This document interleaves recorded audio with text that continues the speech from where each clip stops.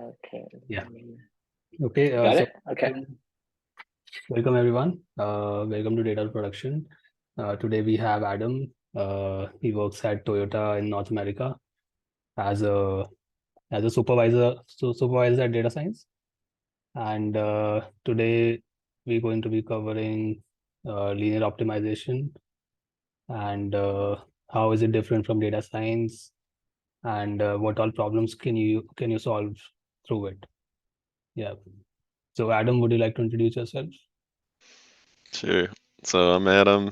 I've been working at Toyota for the last year on within the supply chain, working on large scale optimization and machine learning problems all throughout the supply chain. And previously, I've also worked in optimization at other auto companies like Ford Motor Company. And like what kind of problems have you solved Yeah, in these so companies? Yeah, so within these companies, mostly I focus on operations research. So a lot of what I do has optimization based components, and then we use machine learning as well to supplement them. So, for example, I've worked extensively on vehicle routing problems, so finding the optimal schedule and the optimal size of a fleet and how to schedule your fleet to perhaps minimize distance traveled, maximize profit. And then in supply chain, I work on a wide variety of topics. So I work on things like ETA. So, what's the estimated time of arrival for a car to reach a dealership, for example, from the factory to the dealership? When is it going to come? And then a suggested, or basically a recommendation engine to try to maximize profit. So, how do you recommend different accessories on vehicles to be able to get more profit through accessories? So, you can sell the vehicle for a certain price, but if you load more accessories on it, you can make more money. But if you put too many accessories on a car, it won't sell. So, there's some balance point there, another optimization problem. And then one of the other really big ones is a resource allocation. So you have a bunch, and that's what we'll mostly talk about today, is you have a bunch of raw material and you have a bunch of business constraints like uh, what cars can be produced at what factory, how much material you have, how much a car uses of certain types of material in order to build it. And then you have the factory conditions too. So like not only what cars can they build, but how many can they build of each type, or what's the minimum, because there might be some business reason you have to at least make so many of a certain amount. So that's what we'll be talking about today. So when you talk Okay, about, yeah, Shit, hold on. Before you go ahead, is anyone else having an issue? Because I see Mohit is having an issue with the audio. Anyone else having an issue? Just to make sure it's not on our side. Okay, so Mohit, if you're still having an issue, could you please try rejoining? And then, yeah, let us know. yeah. Okay, please continue. So when you talk about the problem on uh, accessories on cars, right? So uh, is it so? Do you have a function that says like if you have these many accessories, this much revenue will be generated, and then you optimize on that, or like is it data driven? So it's both. So there's two aspects to it. One is you do have one way to approach the problem is you want to maximize profit, right? So when you maximize profit, you know how much money you make per accessory. So an accessory sells for a certain amount, and you make a certain, like it's a fixed price per accessory, and you get a fixed profit. So you can think of just summing all the accessories that you sell, and that's your objective, is just to do that. But then where the data driven piece comes in is has to do with another part of the, so it's kind of multi-objective in a way, because you have the objective of you want to increase profit, but what you don't want to do is you don't want to put so many accessories on a vehicle that it doesn't sell. Because most of your money comes from selling the vehicle, not from an accessory. So there might be a machine learning application that looks at different combinations of accessories that go on a vehicle and then how fast that will sell. So like you typically don't want a vehicle to sit on a dealer's parking lot for more than a month. Like they should be turning over pretty quickly. So you want to optimize profit and minimize turnover. But how do you determine turnover? That turnover is data driven. So that's where you can look at you can look at all this historical data and see, okay, if I put these combinations of accessories on a vehicle in this region, like how long does it take to sell it? So that gets factored in as well, and that part is data driven. So it's a mixture of rules, like just hard rules, and then a predictive function as well. So basically, if I can summarize, so basically what you want is higher revenue and profit for the company. So if you talk about like profit per car, that can be maximized by uh, like adding as many accessories as possible. But then the number of cars sold will decrease when you add too many accessories, right? Right, or it'll take longer to sell them, which you Yeah, don't want. So yeah, like for example, if you're buying a $20,000 car, you probably don't want $10,000 of accessories on the car. It's like you don't want to pay $30,000 for a $20,000 car, for example. yeah. So uh, when you go about modeling like uh, accessories to the propensity of selling, do you model it like that? Uh, like if a car has these many accessories or these accessories, then what is the probability of it for it to sell in the next month? Is it like that? It's essentially like that, yes. Okay. So you can look at so the trick is the optimization. So yeah, that's the predictive part is how fast will it turn over? Will it sell within a certain amount of time? And that could be probabilistic. And then the optimization piece is actually which combinations of accessories do you pick to put on the vehicles? Yeah. So that's a two-part problem. And this is like one of the big things where machine learning and optimization can work well together. Right. So Because basically, you don't want to do all machine learning, right? Because if you do all yeah. machine learning, you look at historical data and you'll never come up with new combinations, right? Because it Mm, looks off of things that have already been used. So how like there's no way for it to look through all the various combinations, and the machine learning is really like predictive in nature. Or even if you'd used a recommendation system, it's really looking at things that have sold before, and it would be hard to include a bunch of new combinations of accessories that maybe nobody has seen before, because all the historical data before this was automated comes from actual people who they think these combinations of accessories might sell well together, so that's what they pick. And then now when you try to automate it, you gotta optimize for profit, and then you want to get the turnover to come out. Like you want the cars to sell within a reasonable time frame. So basically, let's say So you fit a linear regression model on it, and you get all the like basically you get an equation, right? So like the input variables are the accessories, whether they're present or not, and the output is the probability of selling, and you have to minimize like maximize the probability or minimize the time taken to sell, and you include this into your optimization equation, right? Right. So you want to maximize profit and minimize the time to Right. sell, but with more emphasis, like it's not so much that you want to minimize time to sell, but you want to keep it within a certain threshold. Yeah. So So you don't necessarily have to minimize it, but you want to keep it within whatever the business rules are. so Usually those are about the a month, constraints. right? Yeah, Mithul, you were saying. So we have a question from a user regarding A/B testing. So I'm guessing A/B testing with regards to accessories. So then you can clarify that question. So So this is how I would put it.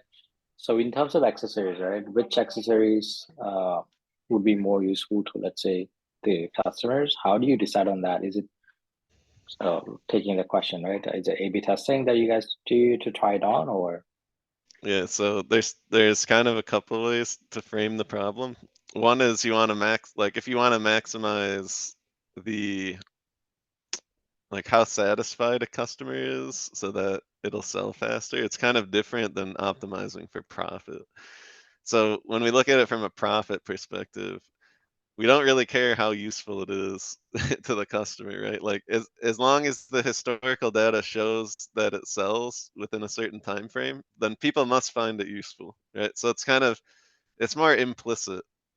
But then as far as A/B testing, we do some A/B testing, but what it is on different versions of models that we use for the recommendation. So one higher level, let me give you more background on the business problem. What happens is you have district managers, so people that run a set of dealers, and that district manager is the person who decides what accessories to put on the cars, and then they get pushed down to the dealer level. So our recommendations go to somebody at the district manager level. And like something we do to test is, okay, if with our new recommendations, how are sales performing, how's profit performing based on our recommendations versus whatever baseline there might be. And then as we build new models, we test it again same way. But we're not necessarily looking to see which ones are most useful to a customer. It's more of we just use the fact that, okay, if it's selling quick enough, it must be useful, right? And then sometimes you want to use it to your advantage where maybe somebody usually they just want these 3 accessories, right? But I can add a 4th one on, and if that's the only option that I give them is all 4, then they'll probably buy it anyway. Like because they really want the 3, they don't really need the 4th one, but if they can't get the 3 by themselves, they'll buy all 4 together, and then you can drive your profit up. So there's a whole nother project that determines something similar to that, like how can we get rid of how can you limit the number of combinations of accessories that you might want to push out? But that's a whole nother project, and that's just in its early stages right now. But there's that aspect of it as well. So like one thing that makes you more profitable as a business is having less combinations. So if you think about Tesla, they have 4 models of cars. All the accessories can mix on all the cars. Like if you buy an accessory for one model for a Tesla, they fit on all the others. They only offer a certain limited number of colors as well, where Toyota has a vast array of colors. So something that you might want to do is limit the number of colors that you have available so you have like it costs less for storing, right? Because now you don't have to store all these different colors, you don't have to restock them, and then it makes things easier for production too. Like if you don't have to keep swapping out colors on the assembly line, that helps as well.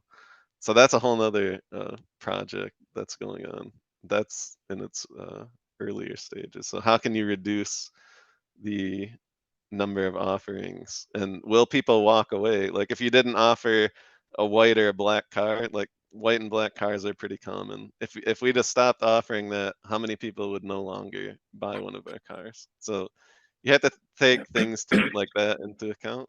So that's always an ongoing process. So before we move on to hands-on, right? So I have another question, which is on the demand side, right? Manufacturing side.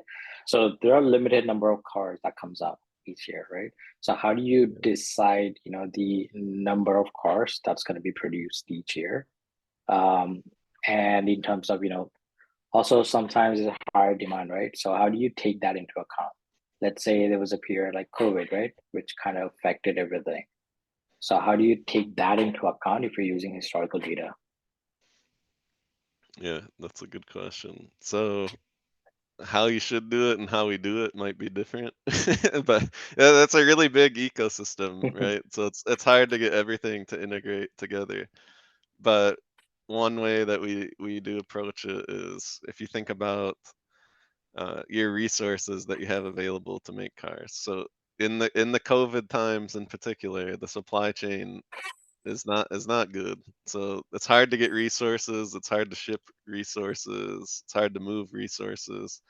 So uh, we have like we know the profits that we can make per car, and we know what the factories are able to produce. So we just want to maximize the profit of what we're producing.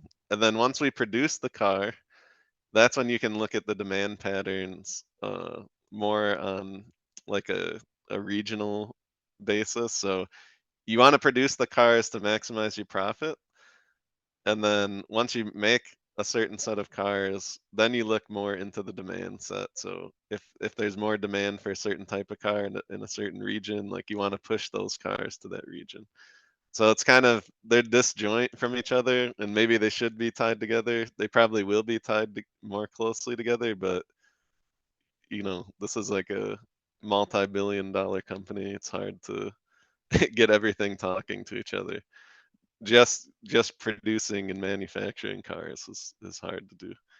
So that's kind of how we approach it. So Another question. I think Go we'll ahead, take Nishant, this. yeah. We'll take Ranga's questions after the slides. So because I think some of these questions will be answered in that. So Okay. Adam, you can share your screen. Sure. Let me get So yeah, that. we'll get started on the hands-on. So yeah, so if you guys have any questions, just wait until we finish the hands-on. That will clear out whatever questions you might have. Yeah. Yeah, so I'll give like a higher level, well, kind of a higher level overview. Yeah, and I'm going to focus on resource allocation just because it's easy to understand. And I can no longer see the chat, by the way. So if somebody has a Yeah. question, just All good. let me know. So yeah, like so like one of the main techniques that we just one thing. So I'd like to ask the audience first. So like, what do you think about like linear programming? What exactly is linear programming or linear optimization? Any thoughts?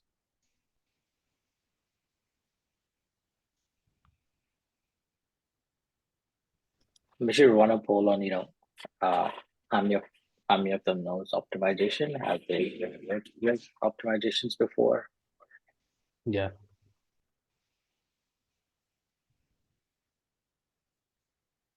So basically the question is, if you have read about or if you have studied linear optimization or linear programming before, so like what is it? Any one line answer.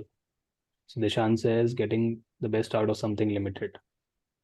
Okay. So that is the definition of like general optimization. Right. right. So you want me to continue? Yeah. Sure. Okay. So one more answer. Maybe it uses linear functions to build model. Okay.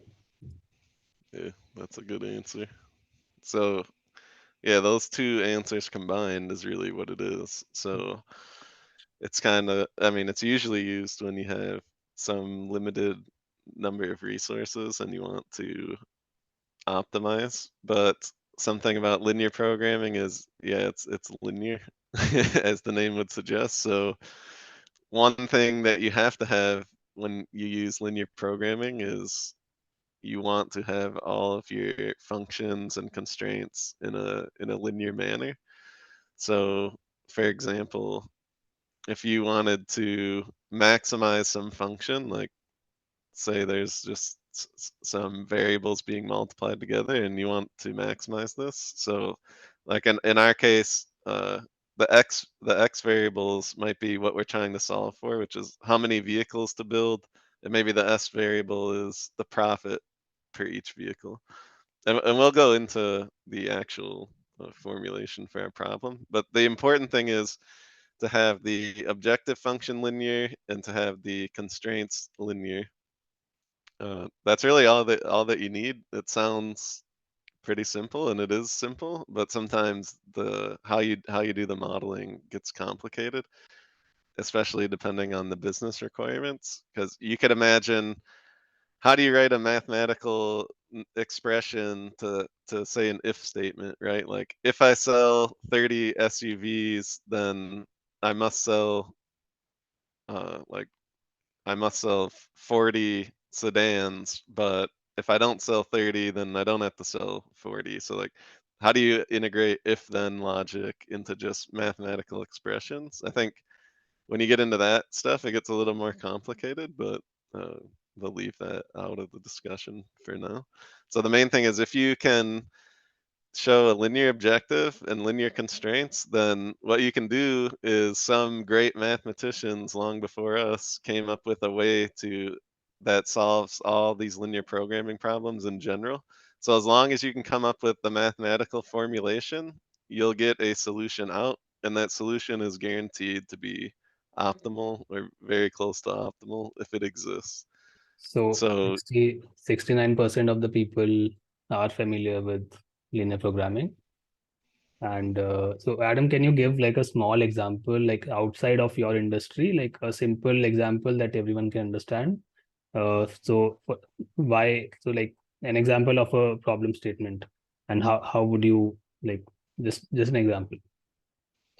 sure. So um, like, maybe you're at like, you work for a movie theater, like a cinema, and you want to determine how to uh, bring, like, you want to maximize profit, and you know that if you set certain ticket prices to a certain price, like, less people will come, but if it's higher, you get a bigger profit. But then, if it's a higher price, less people might come, but you get a higher profit. If it's a lower price, maybe um, Right. more people come, but it's a lower profit. And then you have other constraints too, like maybe the people who give you the movie, like, they say, you at least have to charge $8 per ticket, because uh, you know we're requiring that, because we at least have to make,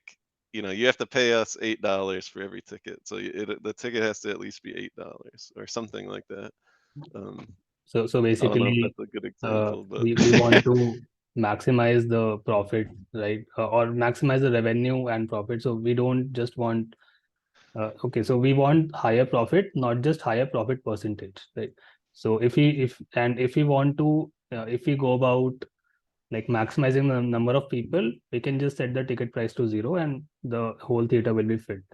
But that won't lead to maximum profits. And if we charge a very high cost for a ticket, then like the profit per ticket will be very high, but there'll be very less number of people buying the tickets. So the total profit will be very low. So how do you right. manage this so that and there's an optimal number of people buying the tickets, and so that and there leads might to a maximum profit? yeah, there might even be other constraints in there too, like, you only have, like, maybe you sell different types of tickets too. So, like, there's different types of screens. Like, maybe there's like a really big IMAX screen, and then there's just the standard screen. So another decision there could be, what movie do you put on the bigger screens? Because maybe more people will come to, like, an action movie if it's on a bigger screen. So there might be different constraints like that. Like, a constraint might be, only action movies can be on the big screen, Hmm. or thing like this. Yeah, so I think Uh, most real life problems are under some of the other constraint. So yeah, so like the $8 price. So there is a minimum price that you have to charge, unless or else you won't be able to afford like showing a movie at all. So, yeah. Somebody asked, linear programming and financial or banking. Yeah, that's easy. So, like, one way you can use, well, it might not be linear programming. It depends how you can formulate it, but one thing might be like portfolio optimization. So different stocks cost different prices, they have different returns, and you want to maximize your profit.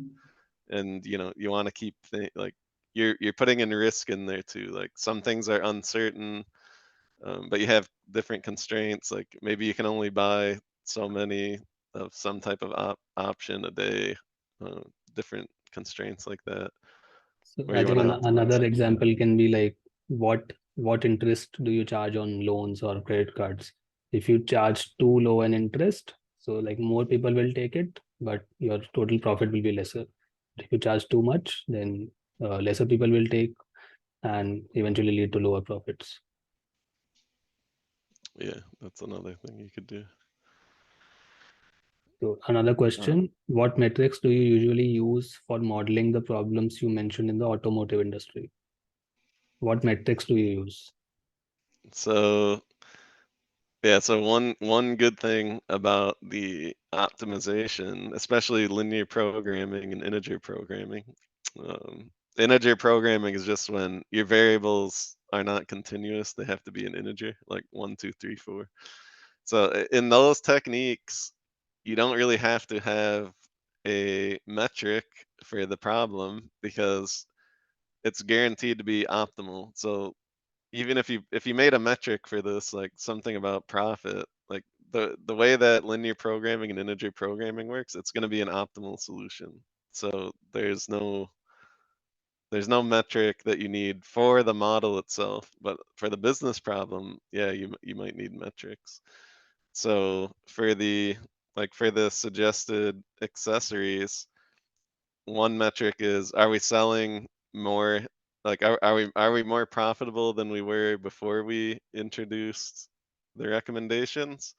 Another one might be, they are just recommendations, right? Like that the managers of the dealership, the district manager, he doesn't have to accept our recommendations. Like he might think that we're crazy for giving this recommendation. So his acceptance rate on the recommendations might be another metric that we use.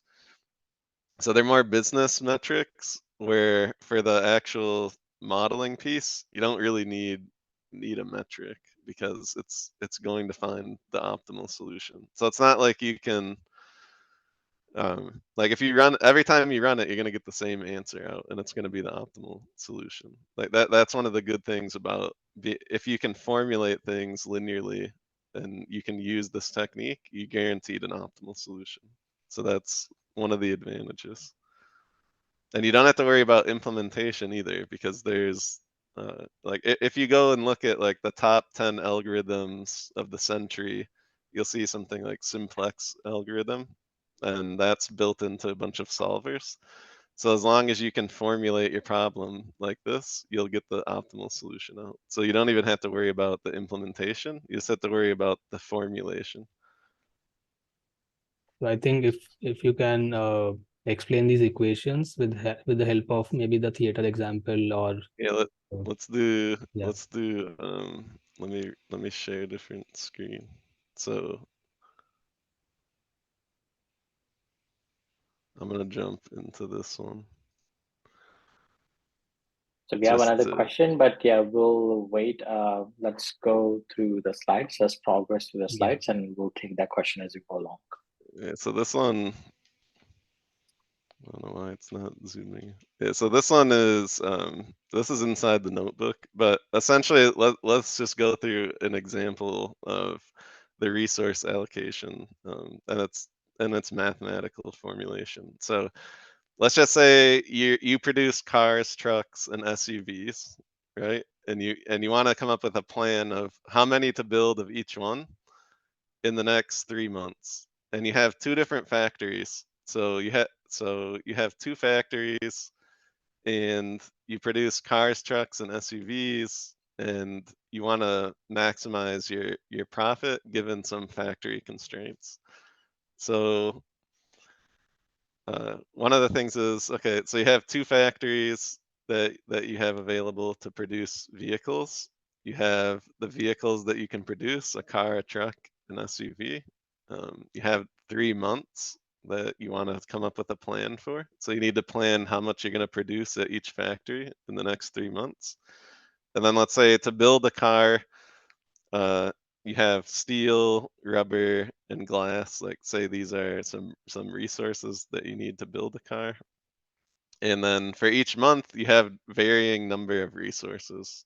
So within a given month, like for the first month, you might have 500 units of steel, but then the next month you might have more, the next month you might have less. So these vary month to month. And then you have a profit for each vehicle. So a car, you make $1,500, a truck, you make 3,000, an SUV, you make 3,500, different profits. And then each one of these vehicles has a resource requirement, right? So for example, a car might take so many units of steel, rubber, and glass. Like they all take different amount of units. And then there's factory constraints, right? So a factory might be, this factory can only produce 100 vehicles in a month. This factory can only produce 80. And maybe there's some business requirements for some reason that this factory has to produce at least 20 cars, 10 SUVs. This one has to produce 10 trucks and 10 SUVs. And then so you're given all these constraints, and then you want to figure out, okay, how do I make the most profit given all these constraints? So that's when you get into something. Now we're getting more technical, but essentially you'll have some mathematical model, which is all your linear things, right? So you have an objective, you'll have and all your constraints. So we want to maximize profit. So if you look at this, trying to zoom out. So what is X here? X is a Yeah, decision variable. I'm trying to get it all in one Yeah. page. Yeah, so X would be your decision variable. So like X, I, J, K, what does that mean? So it looks like it's complicated, but it's not. So if we just think about it, so X, I, J, K means how many vehicles do I produce in factory I of Hmm. the type J in month K. So I is the factory, J is the type of vehicle, so like the car, SUV, or the truck, and then K is the month. So whatever this comes out to Hmm. be, that's how many you end up producing. And then we have a profit per vehicle type, right? The car, the truck, the SUV, they all have different profits. So just with these two things alone, we can see that, okay, if we sum all these together, that's our profit, right? Because it's profit Yeah. times the vehicle for each month, for every vehicle, and for all the factories. So So the basically, sum, yeah, if we look at XIJK, so we have three types of vehicles, two factories and 3 months. So that is 18 combinations, right? So there will be 18 X's. Is that right? yes, Yeah. And multiply them all together. Yeah, this is a really like basic problem, but yeah, yeah, yeah. And the profit is corresponding to each type of vehicle. So that is in J. So that is PJ times XIJK. So then summation of that over all the variables is your total profit for for those 3 months, right? right. We are only So talking what we about want those to 3 months. determine, Yeah. yeah. So what we want to do is determine what is this X like when which one, like how many do we produce? So the output will be for every one of these, we need to determine a number. So this is really just will be a number, and it's going to Yeah. be how many. It's exactly what it says. How many of vehicle type J in factory I in month K do we create? So that's the Correct. profit, and then the So we factories have a have question. constraints. We have the question why PJ? So why is there a J with the P? So like we have different amount of profit for different cars. So SUV has a different amount of profit and others have different. So that is why there'll be three P's. Right, these three. So P, like you could think of it as like P car is 1,500, P truck is 3,000, P SUV is 3,500. So they each have different amount of like different profit for each one. And then So that's the objective. You want to maximize this. So find these variables such that this is the highest it can be. But you can't just, you can't just make unlimited amount, right? You have a bunch of constraints. So one constraint might be this. So the factory production capacity. So that's where this AIK. What is AIK? It's the maximum number of vehicles within month K that you can produce at factory I. So remember, I is the factory, K is the month. So in that month of that vehicle, or in that month for that factory, you can only produce so many cars. So maybe one factory can produce 100 a month, another one can only produce 50, whatever it might be. So the sum of everything you produce, the sum of all your vehicles, has to be less than what the factory maximum. So I hope everyone understands that if there were no constraints, then the simple way to maximize the profit is to produce infinite cars of each type or any one type, right? So then Right. you get infinite profit, and you get to enjoy infinite profits. So, but in real life, we all always have constraints. So these are the constraints. So like you can see, maximize this objective function, that is the total profit, subject to, and these are the constraints.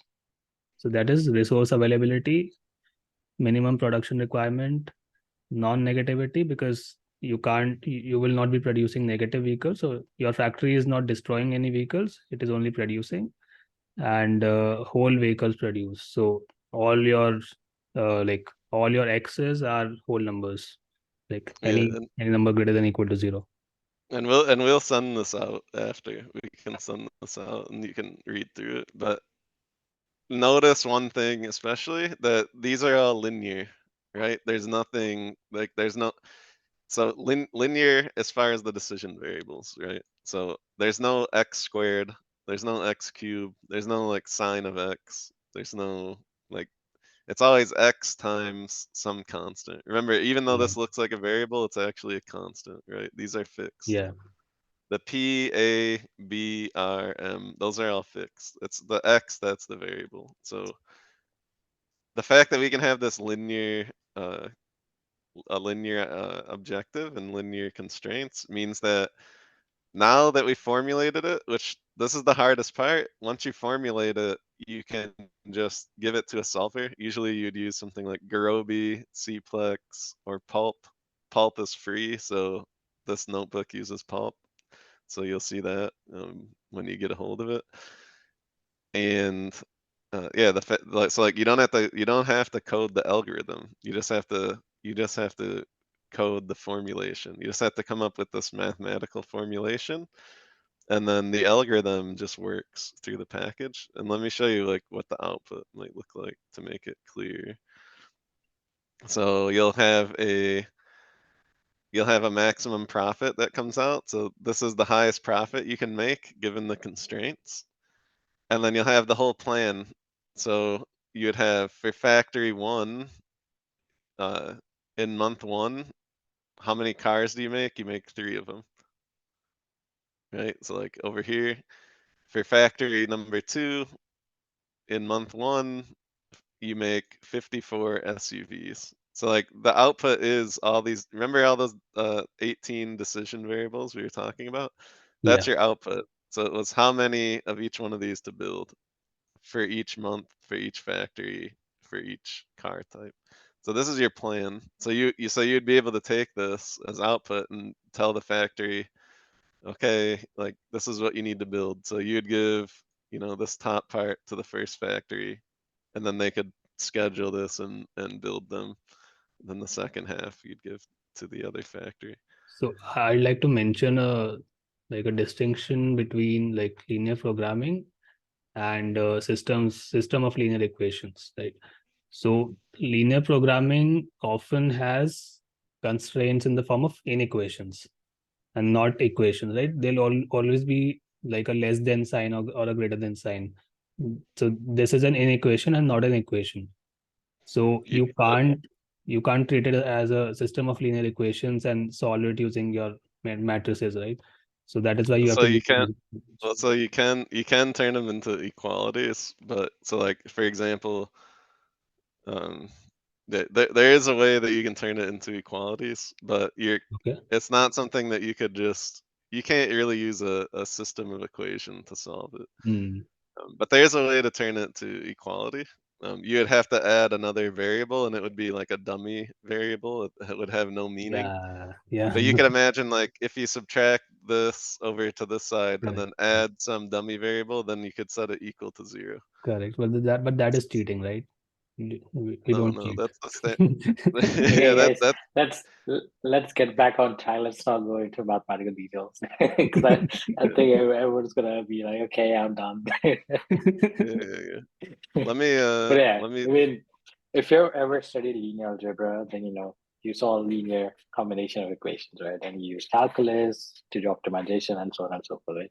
So you must have done once in your lifetime if you have studied math, physics, or whatever, right? It's a first year math. Um, so yeah, so if you're so first year math, pick up a linear algebra book or something. so let's go over this slide too, because this is something I think that is important. So like optimization in general and then machine learning are inherently different. So even though machine learning uses optimization under the hood, but when you think about machine learning, what is it doing? You're giving it data and you're giving it the answers. Like let's talk about like a supervised learning, for example. So you have all the data, you have the answers, like what is it expected to be out? What's the correct answer? You feed that through a model, and essentially you get a after you train your model, that model essentially acts as a set of rules, right? So now you can pass new data in, and then you get some data out based on the model rules. And rules is a very loose term. There's something, there's like in a neural network, there's a bunch of multiplication, whatever. It's a function. So basically it It's a outputs a function. function. Yeah. Yeah. So essentially it's a rule which is functions, right? So it's really data driven. Like to do machine learning, it's data driven and it's based on historical data. Now, when you talk about optimization, you're really not coming out with the rules, you're coming up with an answer. So it's not data driven in the sense that you don't need any historical data. What you need is data to be able to come up with the rules. So like you need to know the profit per vehicles. You need to know what are the factory constraints. You need to know like how many resources you have available. But you notice that none of this is based on history. It's just hard rules, like business constraints. And then you model it, you feed it through a solver, and what comes out is the answers. So you're not the final output isn't a model. So like when you talk about machine learning, usually your output is some function and you can use it to make predictions. But with optimization, your final output is the answer. So remember in that notebook I showed you, the output is the plan. So you actually have a final solution, which is the plan of how to build the cars. Like what factory builds what and when. So that's one of the key differences. It's not data driven in the sense that you use data to train a model. The model is completely independent of the data. The data is really just parameters for the model. So like that profit, right? You could just change the profit. Like if for some reason the next cycle the profit changes, you just change that profit parameter, but the model stays the same. The only difference is that parameter changes. And then you're guaranteed an optimal solution when you're talking about linear and integer programming. But then there's other ways to do it using heuristics, which are not guaranteed optimal. But you might want to use those if you can't come up with a way to linearize your objective and linearize your constraints. Remember, in order to use linear programming, it has to be linear, hence the name. So I think So if it was not, if yeah, you have a like if you want to solve Sudoku, right? So I think that can be modeled into linear equations, right? So yes, or that, I think we usually solve it via heuristics. Can that also be solved using linear programming? yes, it can be solved with linear Mm. programming. Because if you think about it, you have all your rows, like Yeah, every row has to add up. You have to have one of correct. each value. So that's a constraint. and then the columns have to have one of each number. That's a constraint. And then the grid has to have one of each number. That's a constraint. But then what are you optimizing? So the key there is you don't have to optimize anything. You can just put like minimize 0 or minimize anything. It doesn't matter what the objective function is, because all you have to do is find a solution that works. There's not necessarily a maximum or minimum objective. So those are like constraint programming. They call that constraint programming. It's essentially just all the constraints, and you need to find something feasible within the constraints, but you're not optimizing for anything in particular. So it's basically a linear program without an objective function. Okay.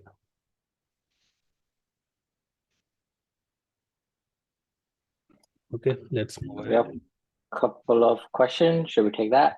Yeah. Okay, let's take it. So we have Ankit. How do you go about formulating a LP when you have required data available? Like, what is the best approach? So I think that's what this slide is about. So is there anything else you want to mention, Adam? How do you go about formulating it? So yeah, I mean, it's very problem specific. So like trying to trying to make things linear is usually not that simple. As the problem grows and the constraints grow, it's harder to do. But if you can do it, if you can do it, you can rely on all these other people's work who made these great algorithms that solve the optimality. So sometimes it's worth trying to model it linearly to get a guaranteed optimal solution and then not have to worry about the implementation. I think the way that I say it is, you're always, just like in machine learning, right? You always start with a really simplest model, and as a baseline, and then you build complicated models. I see a similar thing in this one, right? So you always start with linear equations, right? And then try and just to get an estimate, right? And then make it complicated, add on higher order terms, right? So one of the applications, so by background, I'm a theoretical physicist, and one of the applications of linear equations is in cosmology, studying, how did the universe began. And it's a kind of problem that I used to work on as a theorist. And always started with linear equations, because linear equations gives you a lot of insights on which you can, build on higher order terms and understand more, dig deeper, right? But it all boils down to linear equations at the end.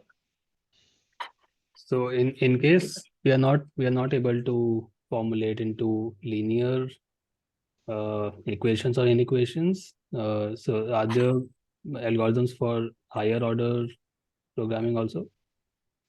Yeah, so if you can't do that and you need to do an optimization problem, there are different ways to do it.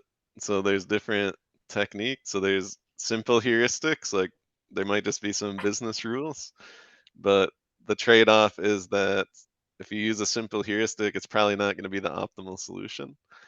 But then there's these other classes of algorithms, they're called meta heuristics, and essentially they give you frameworks for how to solve these nonlinear optimization problems. And a good thing about them is they're pretty flexible.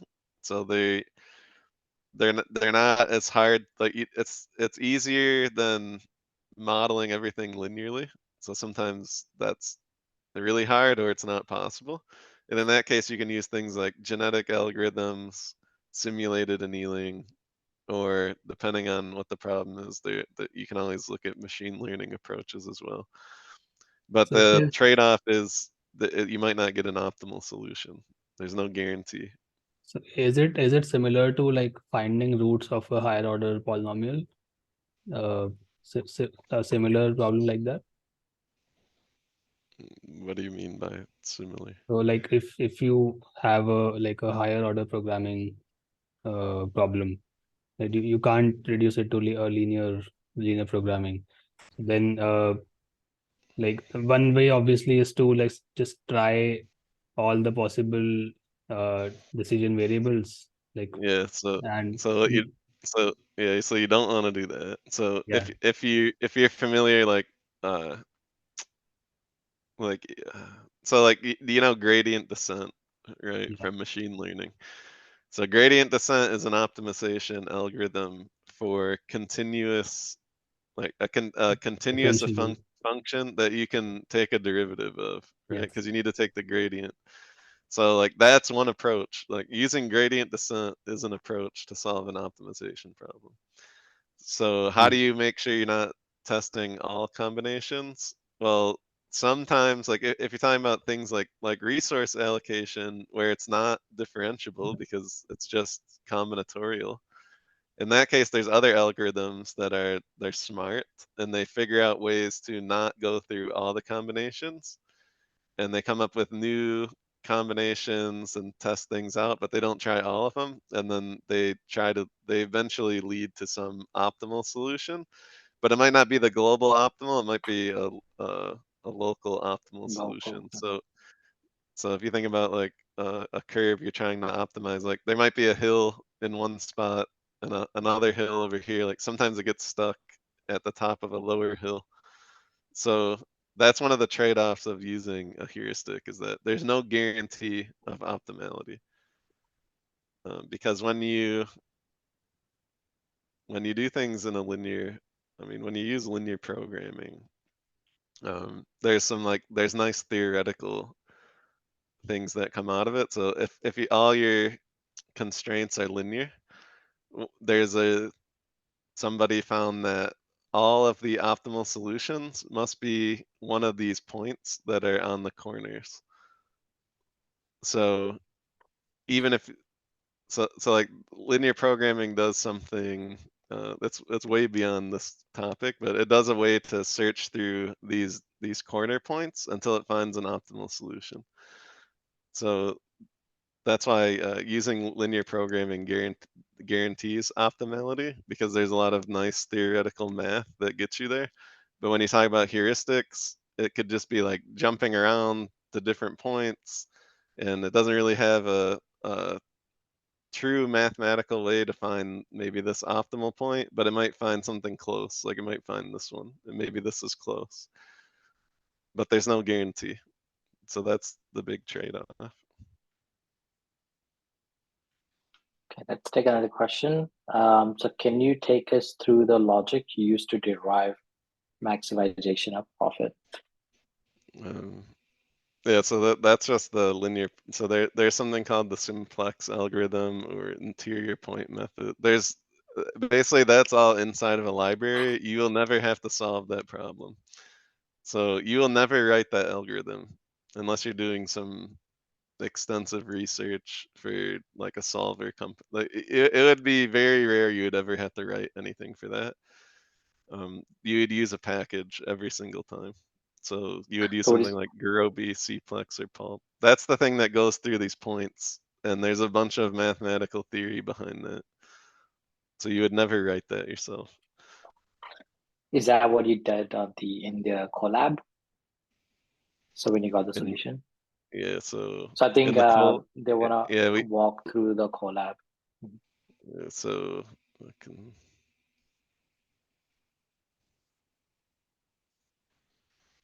so in the So collab, just to clear Deep's question, so it will have those inputs you showed us in the notebook. Yeah, so there was some dummy data that Adam created. Those would be the inputs, and the output would be the final solution that he showed. But yeah, I mean, he can give a quick overview through the notebook. yeah, I'll just like very, very quickly. So in this notebook, we use something called Pulp.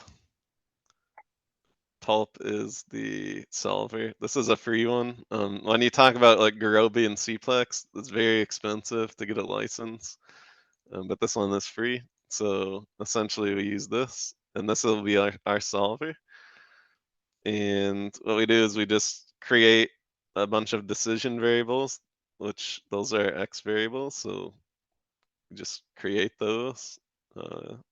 With for loops, and then you have your parameters, which are related to our constraints.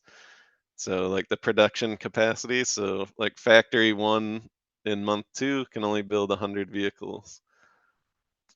and then in the different months, how many resources we have available, and then what's the minimum requirements at each factory, how much they must build of each type. And then essentially you just add those to your model. So it's as simple as, some summations, like when you look at these summations in programming, summations are just for loops essentially, right? This in programming means for every I in the set of factories, for every J in the set of vehicles. So like if you look down here, you'll see exactly that. For I, for K, sum it up. So we won't go into the details, but essentially that.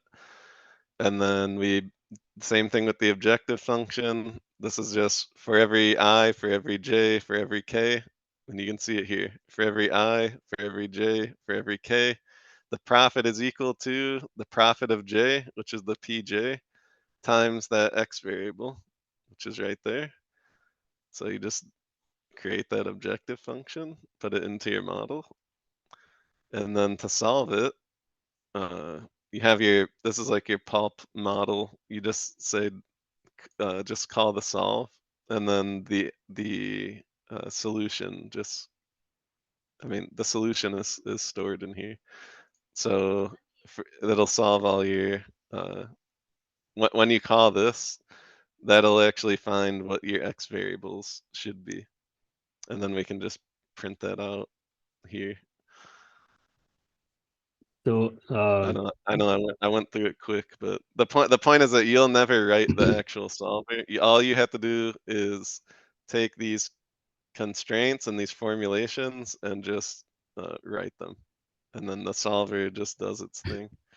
So in classical machine learning, we already have the x's and we want to find the p's, right? So p's are the weights, and we do a model dot fit.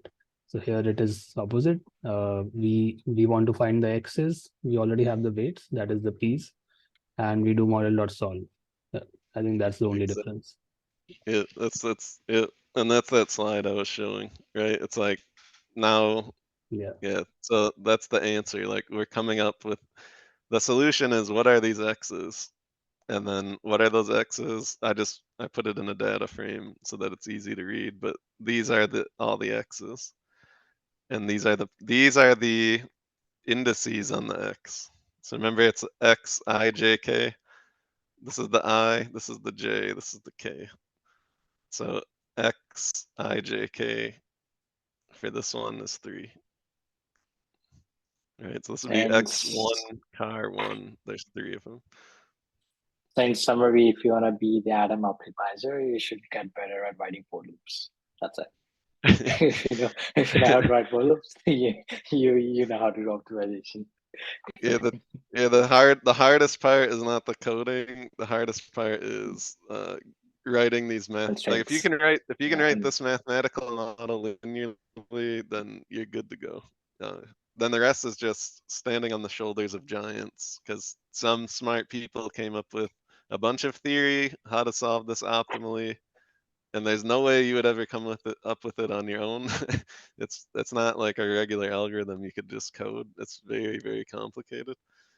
So you always call a solver. Okay, so let's take 2 more questions and then we'll call it a day. It's been an hour. So we have a question from Anurag. What role does the convergence of algorithm play while solving such linear problem? And does MA models are employed? So yeah, I mean that's getting very technical. So I mean there's cases where things may not converge, or they might take a very, very long time to converge to an optimal solution. But there's ways with the modern day packages to determine an optimality gap. So you might get like within 5% of the optimal solution within a few hours, but then to get the other like 0.5%, maybe it might take like days for it to run, for example, because there might be like some numerical stability issues or something like that. So yeah, I mean that's a case, but you with modern day packages like with Garobi, you're able to at least tell an optimization, like you're able to tell the optimality gap because it does something to be able to tell you what the upper bound is. So it finds like the lowest upper bound that it can, and you know what yours is, so you know that there's a gap in between, and you can it'll tell you that. So you could terminate early if you wanted to, like if you're willing to sacrifice a small percentage of optimization. And then when you get to heuristics, there's not really a good way to know if they converge. I mean, in theory they would converge, but in practice there's no way. So So convergence before is one of before we the take the before we take the last question, I've put in a QR code. So to apply for the refund, you have to scan the QR code and fill up the form. convergence is one of those big problems, right? And it's a problem that a lot of people are trying to tackle. So like entire theoretical physics group is trying to tackle this one problem, which is convergence, right? So it's a problem that I spent my entire master's thesis just solving. So it's one of the Yeah. big problems, right? And it's not always, like Adam mentioned many times, right? You won't always find a optimal solution. You won't find a global solution. You're always like a minimum. And the harder you try, the more complicated the equations gets, right? And then you're far off from getting to the global solution. Right. So let's take one more question, and then we'll call it a day. Let's see where were we. Okay, so we have another question. Between these meta models, GA, SA, colony optimization, how do you generally go about choosing the best algorithm for your use case? Yeah, so that's a good question. And I actually just made this last night. So this is perfect timing. I don't know if you can see. I literally just made this last night. So it is how to decide what optimization method you should use. Might be a little blurry because it's on the site, but essentially there's different things like it. Are your variables and constraints continuous or combinatorial? And then are you looking for exact solutions or approximate solutions? Is it linear? Is it non-linear? And then there's different trade-offs between them. So we can share this afterward too. Sure. And you could use so it goes through like some of the different things, like these are difficult to optimize, these guarantee optimality, these are simple to implement, these are difficult to model. And then I also offer different software, suggest different software packages depending on what you're looking for. So that's a whole topic, but I can share this and maybe that will help with that question. So where is the brute force method in here? There's no brute force method. Yeah, no brute force method. If you could share the link for this one, I'll just put it in the chat for everyone. Sure, I can please. put it. And then in regards to the notebook, we'll see if we can share the notebook. So we'll send out an email to everyone. Yeah. So you will get access to your notebook. Yeah, there's a link for this in the chat, so you guys can just copy the link if you want. Okay, I think that's about it for today. Yeah, sorry if we didn't get around answering all the questions. We just have a limited time, so thank you. Let's thank Adam actually for joining and walking us through optimization problem. And I hope everyone learned something from today's session. Yeah, thanks, Adam, for being here. Yeah, thank you. Hopefully it helped. Something different from machine learning a little bit. All right. Yeah, interesting problem, right? And thank you everyone for joining today. Yeah, keep an eye on LinkedIn. We'll post, stuff on LinkedIn so you guys can join us next time for some more interesting content. And you can always message if you have other questions. Sure, yeah.